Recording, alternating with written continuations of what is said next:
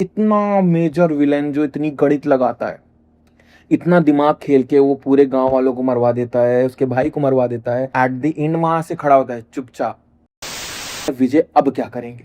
मतलब इतनी इंटरेस्टिंग हो जाती है कि आपको खुद गुस्सा आने लगता है विलन के ऊपर। तो बेसिकली आज हम बात करेंगे किंगडम मूवी के बारे में।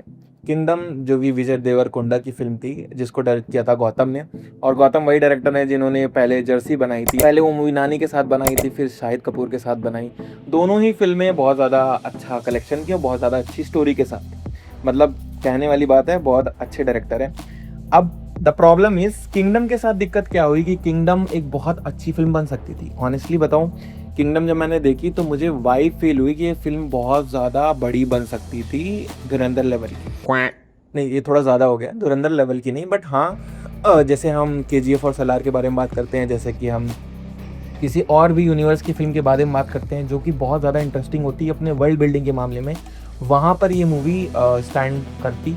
बट नहीं किया। उसका जो रीज़न है वो हम आज डिस्कस करेंगे इस वीडियो में, कि ऐसी कौन सी कुछ पॉइंट्स थे जिसकी वजह से विजय देवरकोंडा की किंगडम वो पहचान नहीं पा पाए।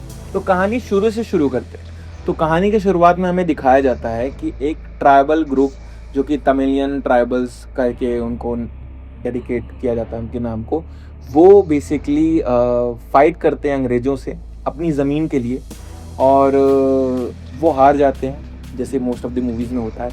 वो हार जाते हैं और हारने के बाद उनके कबीले के कुछ बच्चे बोट के थ्रू ट्रेवल कर जाते हैं श्रीलंका, और वहाँ पे वो अपना रिफ्यूजी बनकर रहने लगते हैं। ये स्टोरी की स्टार्टिंग में हमें बता दिया जाता है।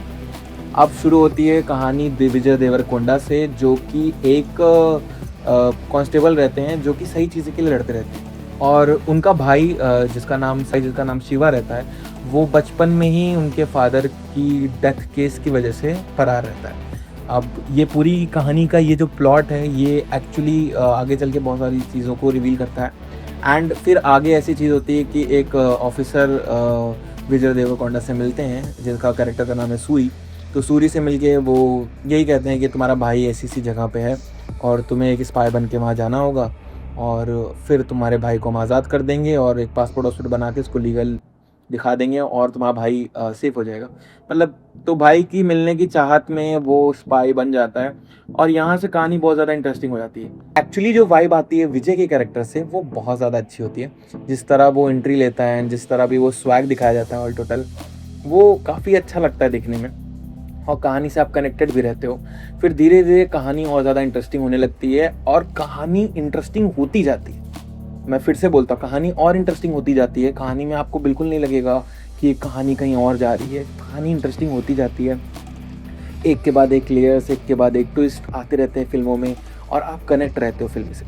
मतलब आपको इवेंचुअली पता होता है कि ये कहानी मसीहा बनने की और ये सब आपने पहले भी देखी है, और वो आपको पता होता है स्टार्टिंग से। बट जब भी वो हम विजय देवरकोंडा को स्क्रीन पे देखते हैं, तो वो बहुत ज़्यादा इंटरेस्टिंग हो जाती है चीज़ें। उसके आसपास के कैरेक्टर भी बहुत ज़्यादा इंटरेस्टिंग है। बट जैसे ही उसका भाई के साथ कुछ अनहोनी होती है, क्लाइमैक्स इज़ नॉट गुड। मतलब जो क्लाइमैक्स का पूरा सीन है, सिनेरियो है, वो बिल्कुल ऐसे हो जाता है कि मूवी आपको छोड़ देती है। मतलब एक टाइम पे आप इतना इंटरेस्ट बिल्ड करते हो कि उसके ब्रदर की डेथ होती है और विजय वहाँ पे खड़े होते हैं। अब लगता है कि विजय अब क्या करेंगे। मतलब इतनी इंटरेस्टिंग हो जाती है कि आपको खुद गुस्सा आने लगता है विलन के ऊपर।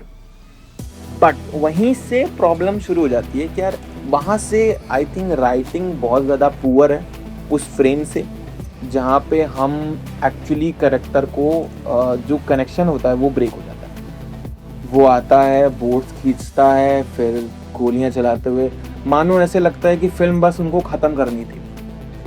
उनको कोई राइटिंग पे कोई मेहनत नहीं हुई। मतलब आई डोंट नो कि ये क्यों हुआ। और बहुत ज़्यादा इंटरेस्टिंग थी कहानी। अगर कहानी वहीं ख़त्म हो के सेकंड पार्ट में दिखाया जाता कि विजय क्या करता है, तब भी कहानी इंटरेस्टिंग होती। ऑनेस्टली बताओ, तब भी कहानी बहुत इंटरेस्टिंग होती। और ये कहानी मतलब हम क्लिफ हैंगर पे छूटती, पर मज़ा आती देखने में। उससे पहले सब जायज़ था, ठीक है, हम एज एन ऑडियंस बहुत सारी चीज़ें भुला देते हैं। बट उसके बाद बहुत पुअर राइटिंग थी, जिसकी वजह से हमें कहानी एकदम हम कहानी छोड़ देते हैं। हमें लगता है ये क्या हो गया, विलन ऐसे कैजुअली खड़ा होता है, विजय उसको जाते हैं मार देते हैं, मानो जैसे कि कोई कोई टैक्टिक्स नहीं। इतना मेजर विलन जो इतनी गणित लगाता है, इतना दिमाग खेल के वो पूरे गांव वालों को मरवा देता है, उसके भाई को मरवा देता है अपनी ब्रेन की पावर से, और वो एट द एंड वहाँ से खड़ा होता है चुपचाप। ये बहुत मेजर कारण था इस मूवी का हिट ना होने का। अगर कुछ जिस हिसाब से राइटर लिख के, गौतम ने लिख के यहाँ तक लेके आए थे कहानी, अगर यहाँ से कहानी उतनी ही इंटरेस्टिंग होती या कुछ ऐसा होता तो ऑनेस्टली ये मूवी को कोई रोक नहीं सकता था। ये मूवी बहुत ज़्यादा इंटरेस्टिंग है। सेकंड पॉइंट की बहुत सारी जगहों पे हमें सिर्फ फुट के स्टेप्स दिखाए जाते हैं, जो कि एक्चुअली एक अच्छा सिनेरियो है। फिल्मिंग वाइज देखा जाए तो ये बहुत अच्छा चीज़ है कि आपने लेग्स को बहुत फोकस में रखा, बट और भी चीज़ें होती हैं, लॉन्ग शॉट, मीडियम शॉट, वो आप बहुत सारी चीज़ें एक्सप्लोर कर सकते हो। ऐसा लगता है सिर्फ हम फुट पैर ही देख रहे हैं।